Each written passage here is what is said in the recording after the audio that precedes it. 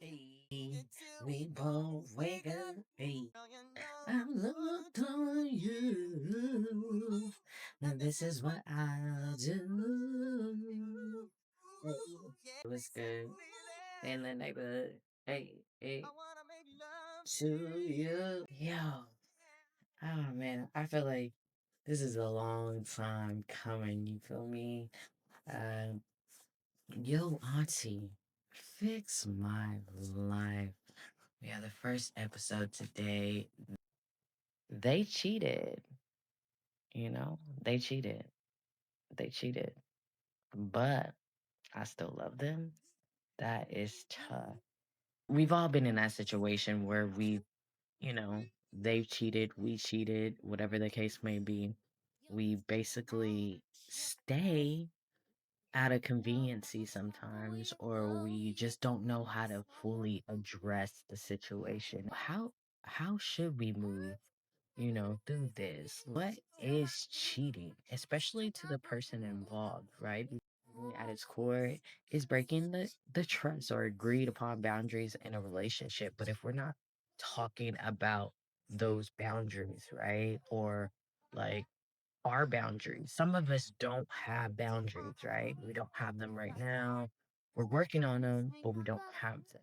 Someone it could cheat emotionally, or it could be a sexual intimacy thing, physical, emotional, spiritual, digital, micro cheating, just boundary breaking in general, open relationship. Some people are already in open relationship or polyamorous relationships, right?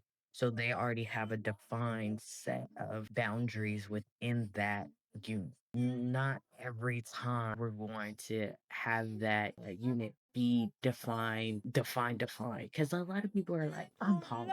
Don't have the boundaries that are necessary just quite yet. They were like, I'm poly. I openly communicate, like if I have crushes, right? Where they're openly communicating about this. Anytime we're maneuvering through our trauma and our boundaries, because we're not all healed, right? I can't say 100% I'm healed and I have it all together. No, that's not what I'm saying to you. Why are you here? You know what I mean? If you're here, you're essentially wanting to dive deep into yourself, right? I'm here because I want to dive deep with y'all. I just witnessed a lot of like baby stud situations or baby femme situations. I don't even know what y'all are called. Young ins, young nephews. You feel me? Where like y'all are getting these situations that you don't necessarily know how to get through just because you guys are essentially trauma bonded, right? Like a lot of people are trauma bonded. A lot of my relationships in the beginning, trauma bonding, right? I've been cheated on, and I've done some cheating, but I've also gotten out of situations before I could even do that. Let's just say, for example, high school sweetheart, right? I'm 18. I'm about to be in college. I don't know what I'm about to get into, and I don't or have the capacity to really put my own desires aside. At that age, I was old enough to understand that I don't want to hurt them. What else comes into play? I mean, chat, you can help me out here, but you start to lie, you start to create stories, you start to not be as faithful as you thought you would be, I guess. But you're here to dive deep. I believe that a lot of the reasons why we do what we do, how we move on earth is our experience. Also, generational. Like there's a lot of generational behaviors and habits that are getting passed down from one generation to the next. And we're learning to sift through it, move through it. So I asked you guys, they cheated. I love them, but I don't know what the next step is for me. Chat, where you at? What are my actual boundaries? I think that is where we should begin. I went through a stage where I was like, let's be polyamorous, like self. Like I'm having conversation with myself. polyamorous is might be the way to go just because everybody is communicating. It seems like it's effective. Like I just want really, really, really, really good communication. Then I got into some polyamorous situationships where the person that I was dating was not very communicative. And it was very freaking annoying. I'm someone that probably over communicates, right? But over communication could be like essential, right? In establishing trust. I also realized that in going through it, I also had an avoidant personality where I'll just, all right, you're gonna do that. I'm gonna just go about my business over here. You feel me? I will avoid it. It might be like your classic. That's a case of what was avoidant turned into. Dang, I forget. It lost my vibe. Shout out to the chat who's vibing right now. All right, so I might have to ask some more existential questions, right? Why do I exist? What are my boundaries? How can I live, love, serve others without getting hurt? Now, you can definitely develop some tools on how to work through some of this pain, right? If someone has cheated, what is your capacity to deal with that at the end of the day? Like, really, could you forgive? Okay. Could you forgive and pass? I tried. A young tenderoni when I was 19 definitely cheated. She did several, but emotionally on people's motherfucking passwords and going into that. That's a toxic ass behavior too within itself. Like finding out the hard way. Been there, done that. It's happened to me. It's also happened to me in my 30s, and I was just like, wait, where are we? Are we back to 19? Because that's how I feel it. You feel me? I was like, karma just be coming back around, like slowly but surely, huh? In this lifetime, not the next, but this lifetime. Either way it goes, right? You are responsible for your healing. It doesn't matter what they did, how they did it, why they did it. Why they did it is really a character understanding of the person that you're with, right? Like to break someone's boundaries, to intentionally hurt them because going in that you may essentially hurt your partner, someone that you're talking to, someone that you're dating, if you're not communicating. But once you communicate and this person is like, okay, I think I can move through this, right? Sometimes they cannot move through it, right? So it's a matter of knowing your own boundaries. Again, going back to boundaries, I thought I could handle that situation with an ex. We start to internalize that shit too, right? It's me. They cheated because of me. No, they cheated because of them.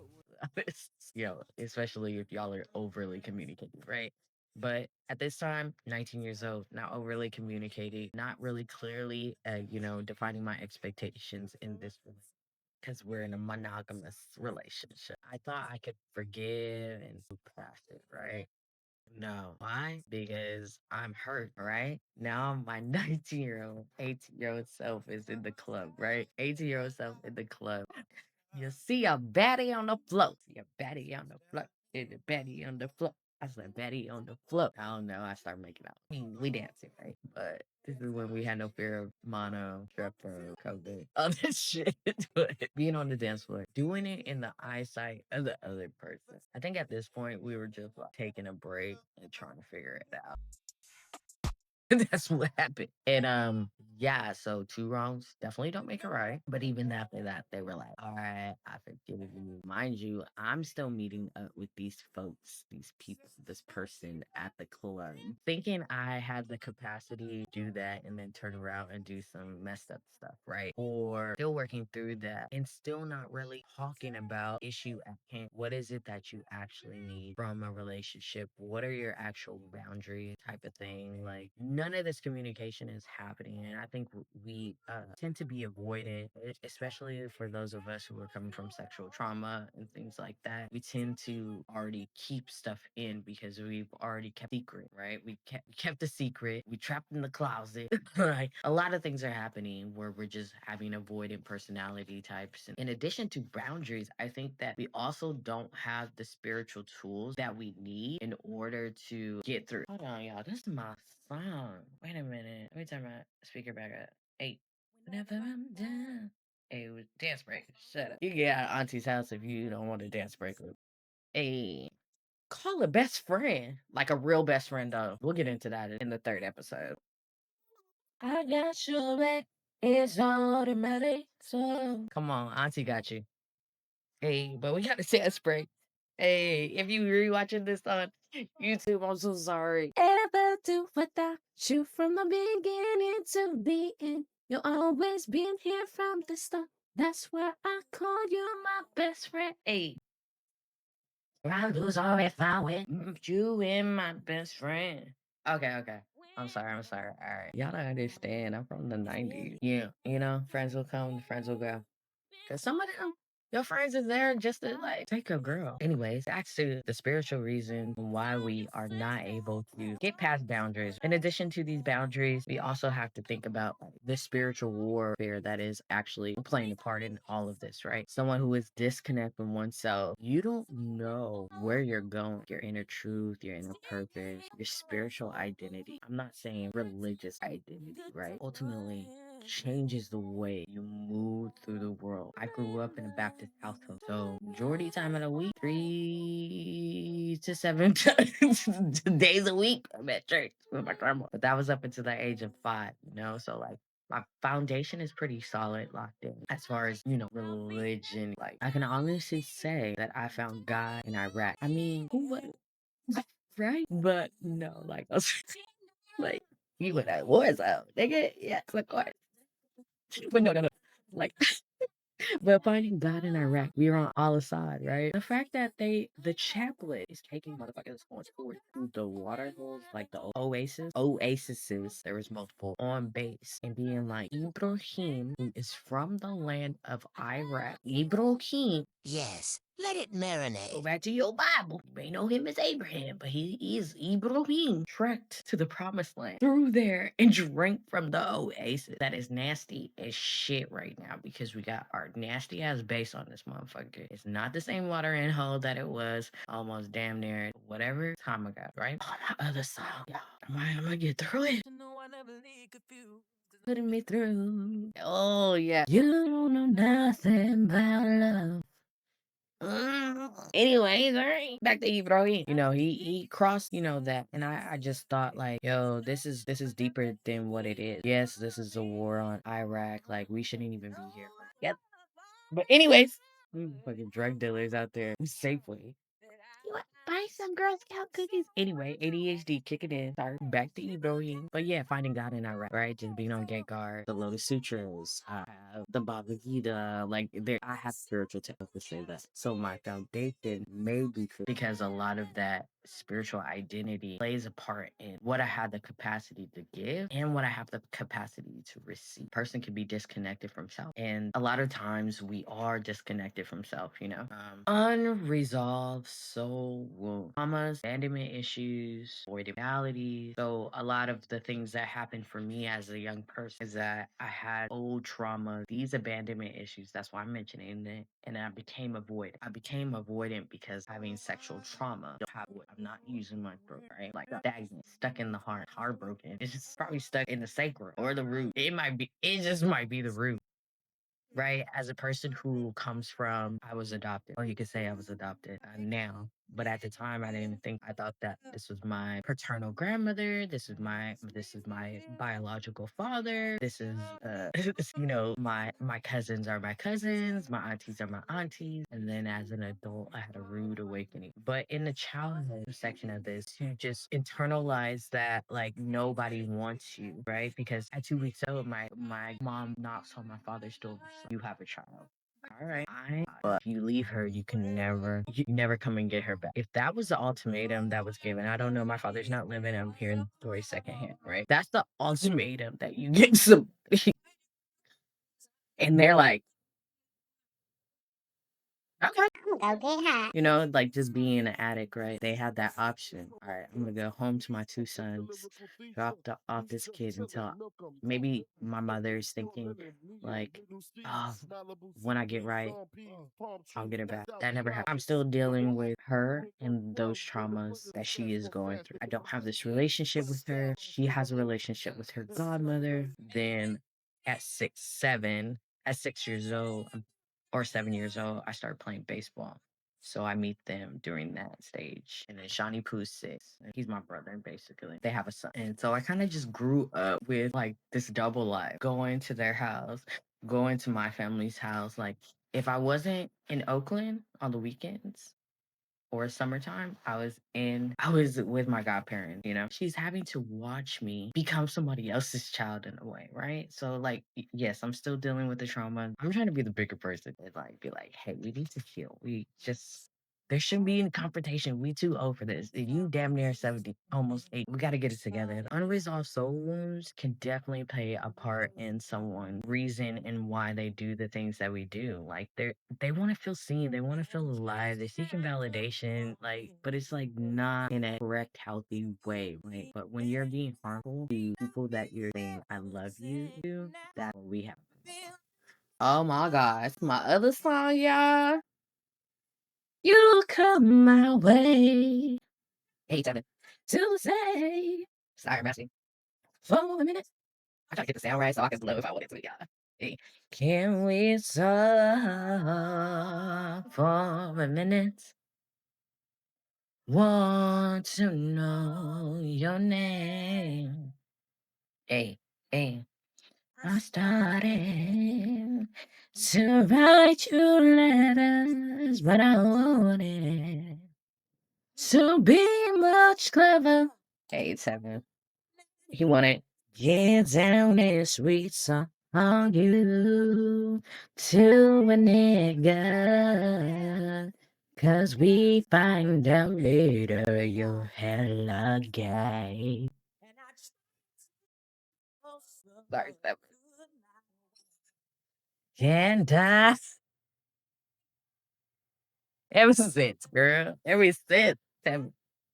All right. Sometimes too, it's a spiritual growth and a misalignment, right? Growth, you know, two people are in this relationship, you know, they spiritually grow in different directions at different speeds and things like that. And again, it goes back to capacity, which can and cannot happen. We're in a stage where we're just like karmically like trying to figure it out. And like our karmic past is coming into play, right? Like you never know. So my notes here says growth at different spiritual speeds. One might awaken and want to like explore their sexuality, identity, and divine purpose. And like maybe someone is not ready for that experience to explore their sexuality, to explore their identity, to explore their divine purpose. And just like, whoa, I just want to explore my purpose. Well, your purpose is your divine purpose. Again, it goes back to what I said. How can you be of service to others, yourself, live, laugh, love, and then just still be in a space where you're, you know, being effective,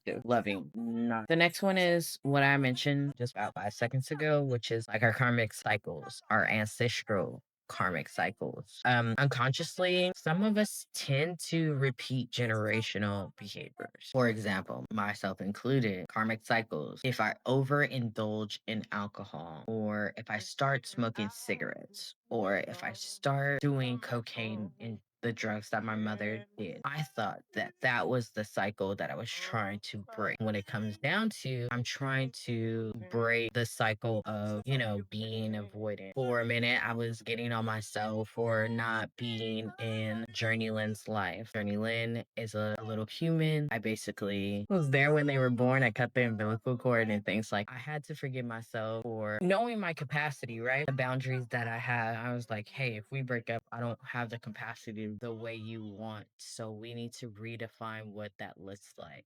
Because they already have daddies, you know, they have, you know, they have a mama. You want me to be auntie? Like, I tried so hard to like define these boundaries and they just didn't want to define it, and then they expected me to do for them even after we broke up.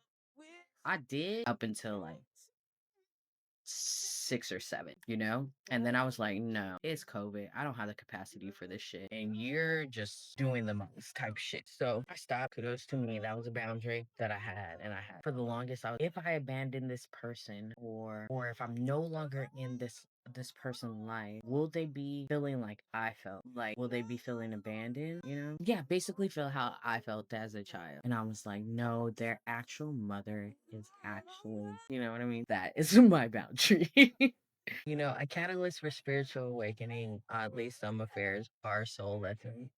Not divine permission, but divine disruption. I think divinely, my ex and I had to be on different spiritual planes because I was already coming through like my spiritual awakening, not really drinking alcohol as much, partaking in some nighttime medicine. As soon as I got with this person, everything increased. And just to realize that we were heading in two separate spiritual directions. In addition to some of the things that were happening, like someone can create chaos out of nothing. And that is just their own way of reacting to the world. Cause like you don't have boundaries, right? So you're just reactive. You're just react. Sometimes you're reacting to the things that you create in your freaking mind. And that's exactly what my ex did 99% of the time. It's no pun on her, right? But knowing your capacity to be like, all right, I don't think I'm ready for a relationship because I think everything you're doing is cheating. Like, you cannot have femme friends. Like, that's not gonna work for me. I'm not about to give up my friends for you.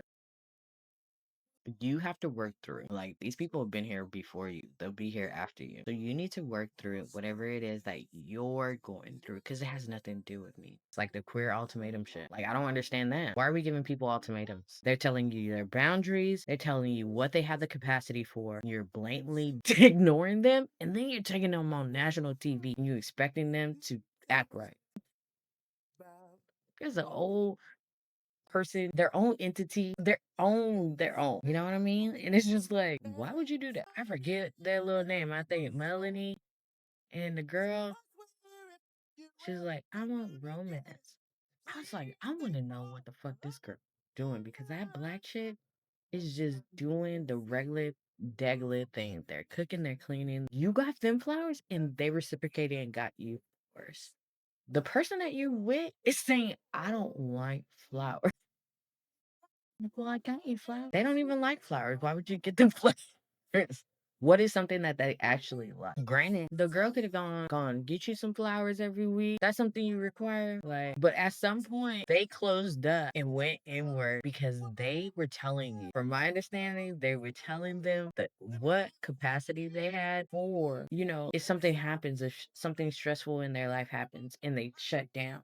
Like how do you as your partner maneuver through that? Because we all are our own entities. We're all separate from one another. So it's what do you have the capacity for? Now, if your partner shuts down, are you going to be there for them? Or if they're asking for just space, are you going to give that to them? Like, I think we're all communicating what we need, how we need it. And if you are someone who has cheated or is thinking about cheating or has been cheated on, why are you staying? Why did you do what you do? Ask yourself the hard question because it's really reflective of who you are and how you maneuver through the world. Just to keep it above, if you're out here just breaking trust bonds left and right, friends, relatives, your partner, nobody is gonna want you in their lives. And that's the truth. I don't know if the chat got something to say. The chat got something to say. What you think, baby? What you think? I believe that we all have the capacity to grow from the situations that we're in. Like, if you are seeking validation outside of your partnership, find out why that reason is. If you're like, oh, I just love everybody. Well, you want to be probably poly, and you do not need to be in a monogamous relationship. So you need to probably leave and figure out what is best for you. Again, what are your boundaries? What do you have the capacity to say yes to say no to? You need to figure out who you are, what you want to be, so you're not trying to like self sabotage along the way. Self sabotaging is no bueno. Been there, done that. But this is my time, y'all. If you have something, if you want to rewatch this, you're on YouTube right now. I appreciate y'all so much. Y'all stay blessed. Y'all do what it do. I'm going to see you next Tuesday. Next Tuesday at 6 a.m., we'll be tackling why do I always pick the red flag? Pattern breaking, self awareness, healing. Let's talk. As usual, it's your auntie.